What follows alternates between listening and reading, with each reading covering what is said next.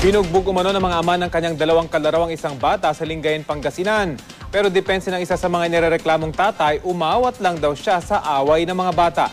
Balitang hatid ni CJ Turida ng GMA Dagupan.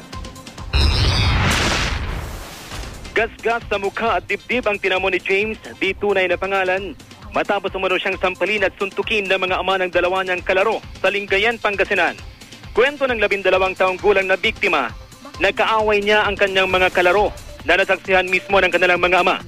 Pero, imbes na awatin, pinagtulungan daw siyang suntukin at sampalin ng tatay ng dalawang kalaro. Tapos binugbog na ako. Mangiyak-iyak ang ina ng biktima sa nangyari, lalo na't hindi niya na ipagtanggol ang anak dahil wala siya sa bahay nang mangyari ang insidente. Siya na nasasakitan. Depensa ng isa sa mga inirereklamo, umawat lang siya sa away ng mga bata. Ang sumusuntok yung bata, sila ang nagsusuntukan, hindi kami. Kung nasuntok ko yun, talagang nasa ospital pa yun kung nasuntok ko yun.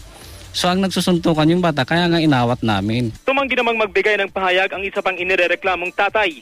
Nagreklamo ng pamilya ng bata sa kanilang barangay. Hindi ko pwedeng payagan yan.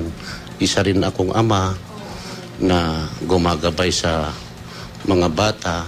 Lalong-lalo na isa akong ama ng barangay. Hindi ko pwede payagan yan na mangyayari yan. Lalo pat away bata. O lalo pat away bata. Hinihintay ngayon ng pulisya ang formal na pagsasampa ng kaso ng mga magulang ng bata.